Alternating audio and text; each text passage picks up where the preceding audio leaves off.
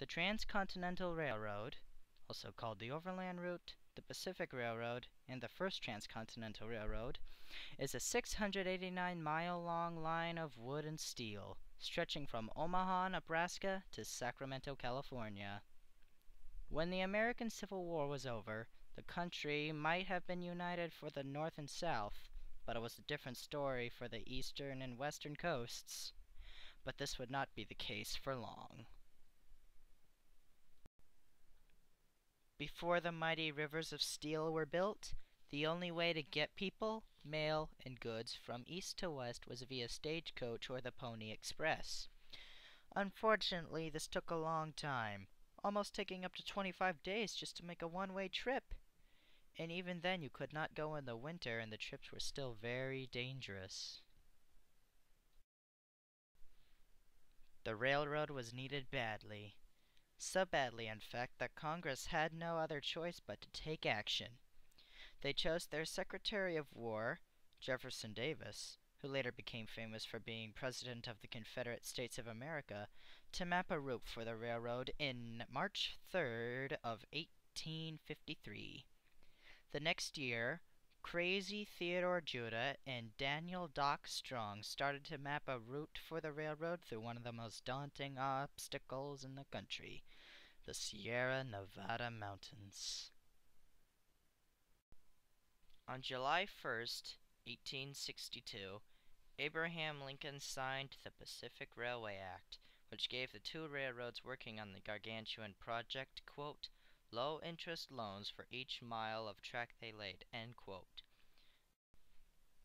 But who are the two railroads willing to step up to this monstrous, expensive, and dangerous job of building a railroad across a still untamed continental United States? The answer came in the form of the Union Pacific and the Central Pacific Railroads. True, the railroads had the routes planned out. However, there would be a cavalcade of obstacles the railroaders and their employees would have to dance around. So the railroads, mostly the Union Pacific, employed a group of workers to deal with this.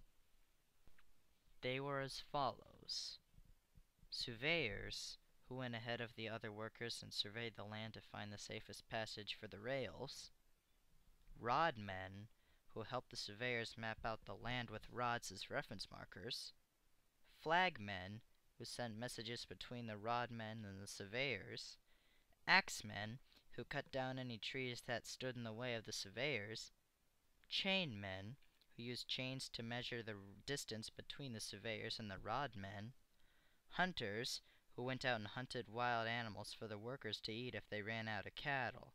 They would eventually assist in fending off the Native American resistance; herders, who kept cattle with the workers to be used as food; and graders, who made the ground a certain angle so the trains could climb up the grade without slipping. Now the railroads had their workers, but now they needed to lay the track, which would not be a walk in the park. The workers had to work from sunrise until sunset with few breaks. There was also a serious risk of passing out from sunstroke. They also had to bring their own tools, and if they somehow broke, they either had to fix the tool or go back and buy a replacement. And on top of that, their employers were not exactly pleasant people. Plus, the material they handled was not easy to use either. Each individual steel rail was on an average of 30 feet long and weighed up to 560 pounds. It took 4 people just to lift one, and by regulation, the rails had to be exactly 5 feet 8 inches apart or else the engine would crash. The railroad was important because it offered a much easier and faster route to Asia. Being able to ride the rails from the eastern and to western United States made the trip from Europe to Asia much easier and much faster, as the alternative routes were either travel over the dangerous Russian mountains and Asian desert, or take a very long and risky voyage around the bottom of Africa and South America.